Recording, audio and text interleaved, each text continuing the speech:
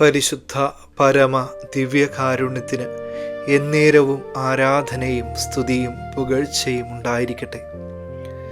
വിശുദ്ധ പൗലോസ് അപ്പോസ്തലൻ ഫിലിപ്പിയർക്ക് എഴുതിയ ലേഖനം 2-ാം അധ്യായം 16-ാം തിരുവചനം. നിങ്ങൾ ജീവന്റെ വചനത്തെ മുറുകെ പിടിക്കുവിൻ, അപ്പോൾ ഞാൻ ഓടിയതും അധ്വാനിച്ചതും വ്യർത്ഥമായില്ലെന്ന് ക്രിസ്തുവിൻ്റെ ദിനത്തിൽ എനിക്ക് അഭിമാനിക്കാം. വിശുദ്ധ പൗലോസ് അപ്പോസ്തലൻ തന്നെക്കുറിച്ച് തന്നെ പറഞ്ഞു വയ്ക്കുന്നത് ഇങ്ങനെയാണ്: ഞാൻ എൻ്റെ ഓട്ടം പൂർത്തിയാക്കി, വിശ്വാസം കാത്തു. നമ്മളും ഒരു ഓട്ടക്കളത്തിലാണ്. എന്നാൽ നമ്മുടെ ഓട്ടം വ്യർത്ഥമാകാതിരിക്കുവാൻ ജീവന്റെ വചനത്തെ മുറുകെ പിടിക്കുവാനാണ് ഇന്ന് തിരുവചനം നമ്മളോടും ആവശ്യപ്പെടുന്നത്.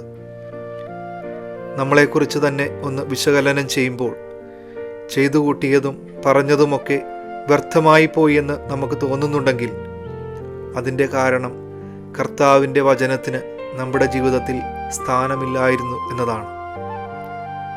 ആ തിരുവചനത്തിന് നമ്മുടെ ജീവിതത്തിൽ സ്ഥാനമുണ്ടാകുമ്പോൾ നമ്മുടെ ഓരോ ചലനങ്ങളും സഞ്ചാരങ്ങളും വാക്കുകളും വരെ അർത്ഥമുള്ളതായി മാറുന്നതായി നമുക്ക് അനുഭവപ്പെടും. ഈ അനുഭവമാണ് നമ്മളെയും ജീവിതത്തിൻ്റെ അവസാനത്തിൽ അഭിമാനം കൊള്ളുവാൻ പ്രാപ്തരാക്കുന്നത്.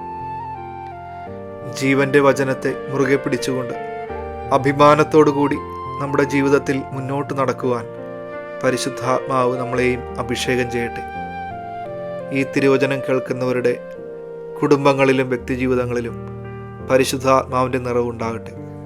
സർവശക്തനായ ദൈവം, പിതാവും പുത്രനും പരിശുദ്ധാത്മാവും നിങ്ങളെ സമർത്ഥമായി അനുഗ്രഹിക്കട്ടെ.